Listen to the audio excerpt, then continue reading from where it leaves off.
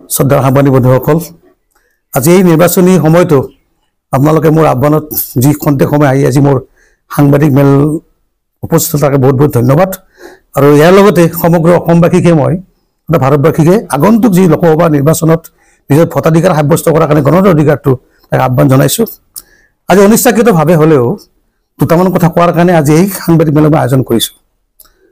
দুটা কথা স্পষ্ট কৰি ক'ব খোজাৰ কাৰণে, কাৰণ আমাৰ মাজত বিভিন্ন ধৰণৰ বিসম্বাদ বিতৰ্কই আচলতে চানি ধৰিছে। ইয়াতে আজি লক্ষণৰ কথা এনেকুৱা যে BTCৰ 22 লক্ষ অনাবৰ ৰাইজৰ য'ত জাতি মাতি ৰক্ষাৰ এই ৰাজপথ সংগ্ৰামখনৰ আজি ৰাজনৈতিক পথাৰখনৰ মাজত আমি আহি পৰিছোঁ। ইয়াতে য'ত নেকি 2014 চনত MP নৱকুমাৰ শৰণীয়াক লোৱাই দি কাটিব লাগে বুলি কয়, কিন্তু এসময়ত BTCৰ 22 লক্ষ অনাবৰ ৰাইজে কিন্তু একত্ৰিতভাৱে MP নৱকুমাৰ শৰণীয়াক এই ৰাজনৈতিক ক্ষেত্ৰৰ দ্বাৰা দি কিন্তু লোকসভাৰ মঞ্চ নেতৃত্ব পঠাইছিল।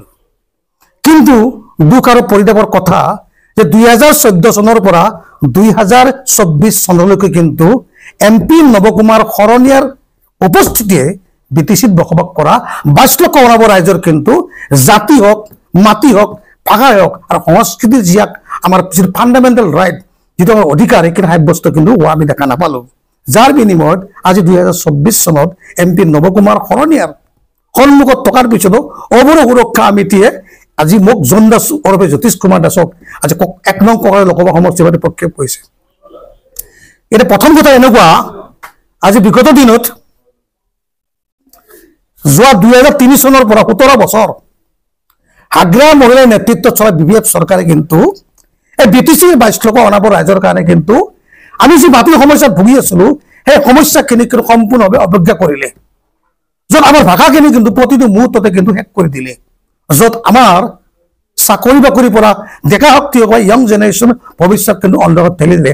আৰু সেই সকল ব্যক্তিয়ে BPF চৰকাৰৰ হাগ্ৰা মহিলাৰ নেতৃত্বত এইবাৰ খামপাই বৰ্গে ঠেলিকে আমাৰ সাধাৰণ সৰ্বসাধাৰণ ৰাইজক তেওঁলোকে যে পুনৰবাৰ 17 বছৰ পিছত এই যে ৰাজভোগ খোৱাৰ যি এক প্ৰচাৰমূলক বক্তব্য ৰাখি কিনে মানুহবিলাক মাইণ্ডবিলাক মেনিপুলেট কৰিব চেষ্টা কৰিছে, তেখেতসকলক ক'ব খোজো আপোনালোকক যে 2003 চনৰ পৰা 2020 চনলৈকে এই ৰাজপথ আপোনালোকে দখল কৰিলে, যাক আমি BTCৰ নামত মৰণ ফান বুলি কওঁ। এই মৰণ ফানৰ দ্বাৰাই দি আপোনালোকৰ চৰকাৰ থকাৰ সময়তে কিন্তু মুছলপুৰৰ মাজ মজিয়াত মনোজ দাসৰ নিচিনা ব্যক্তিক কিন্তু হত্যা কৰা হৈছিল। আপোনালোকৰ চৰকাৰ থকাৰ সময়তে ইয়াৰ বিচাৰ কোনোবাই কৰিলে? সাংবাদিক নৱকুমাৰ শৰণীয়াক স্পষ্ট কৰিব খোজো যে আপোনাৰ উপস্থিতিতে ইয়াতে যাক আমি সুৰক্ষিত অনুভৱ কৰিছিলোঁ, সেই সুৰক্ষিত ব্যক্তিৰ সন্মুখতে কিন্তু ছাত্ৰ নেতা মনোজ দাসক হত্যা কৰা হৈছিল। সেই পৰিয়ালটোৰ কাৰণে